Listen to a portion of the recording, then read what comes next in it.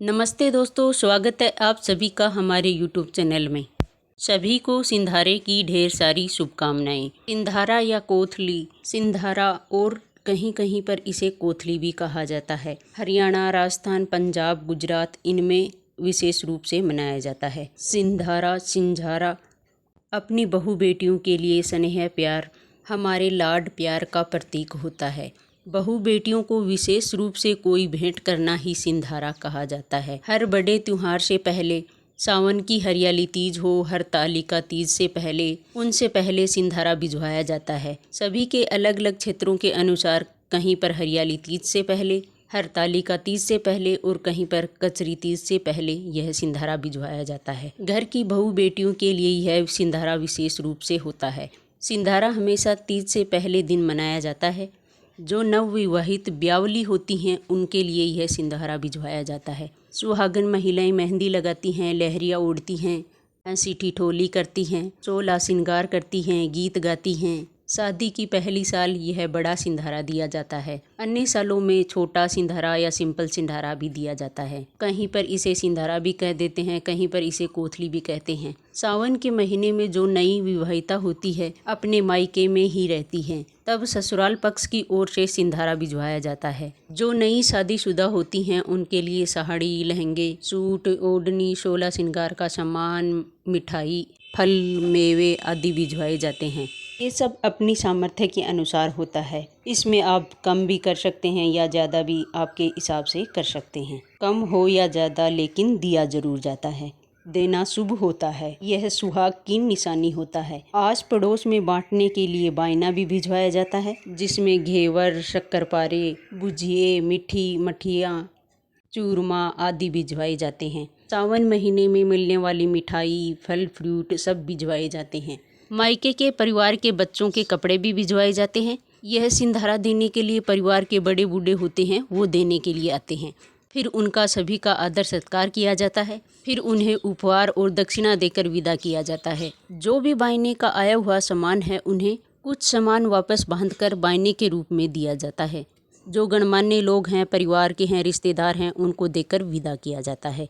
इस सिंधारे का आस पड़ोस में दिखावा भी किया जाता है। जो भी सामान आता है वो आस पड़ोस की महिलाएं उनको बुलाकर दिखावा भी किया जाता है। जो बायना आता है वो अपने आस पड़ोस में, मोहल्ले में सभी को बंटवाया भी जाता है। और शादी की पहली साल लड़कियां अपने मायके में ही रहती हैं। यदि आप ससुराल में हैं तो आपकी सासू माँ सिंधारा वहीं पर भी दे सकती है। यदि आपके सासू माँ नहीं है तो आपके हस्बैंड भी सुहाग की सामग्री खरीद कर दे सकते हैं। बहुत शुभ रहता है।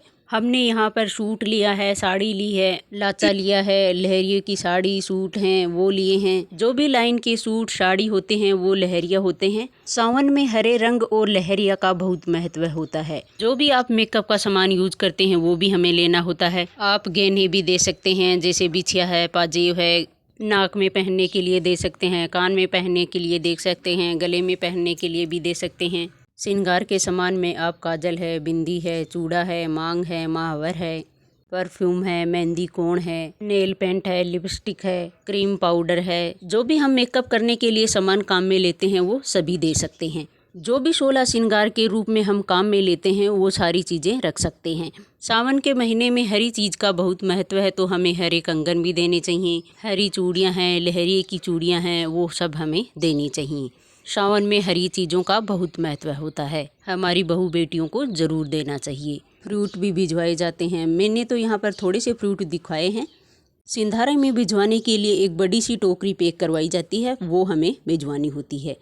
सोने के गहने भी आप भेज सकते हैं। माता पार्वती की कृपा सब पर बनी रहती है जो तीज का सिंधारा बनाते हैं।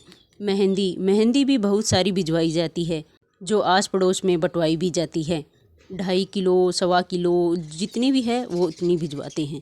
मिठाई भी यहाँ पर भिजवाई जाती हैं। घेवर का तो ये बहुत बड़ा त्यौहार होता है, तो घेवर तो हमें अवश्य भिजवानी होती है। बायना आप कितना भी भिजवा सकते हैं, कम या ज़्यादा आपके हैसियत के हिसाब से आपको भिजवाना होता है। जब बहू बेटियों का पहला सिंधारा होता है उसमें ज़्यादा भेजा जाता है, फिर तो आप कम भी भेज सकते हैं। जो भी बड़े त्यौहार होते हैं उनसे पहले ये सिंधारा भेजा जाता है।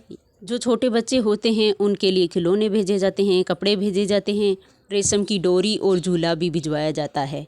ससुराल के इस नए श्रृंगार का सामान आए हुए से लड़कियां अपना मेकअप करती हैं, श्रृंगार करती हैं और अगले दिन तीज का त्यौहार बड़े धूमधाम से मनाया जाता है।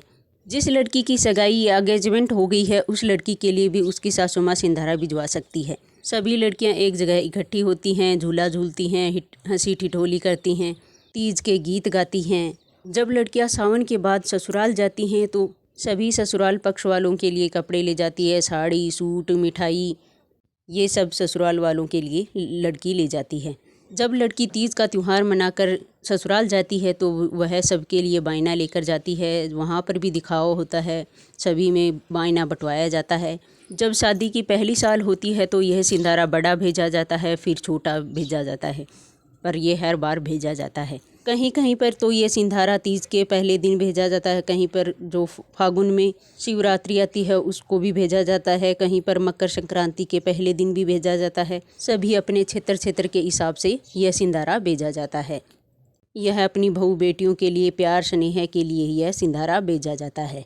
बहुत एज हो जाने के बाद भी महिलाएं इस कोथली का इंतजार करती हैं। यह बहू बेटियों के लिए प्यार स्नेह मान सम्मान का त्यौहार है जो हमें अवश्य मनाना चाहिए। यह सिंधारा की जानकारी आपको कैसी लगी कमेंट करके ज़रूर बताना। वीडियो अच्छी लगी तो वीडियो को लाइक, चैनल को सब्सक्राइब जरूर करें।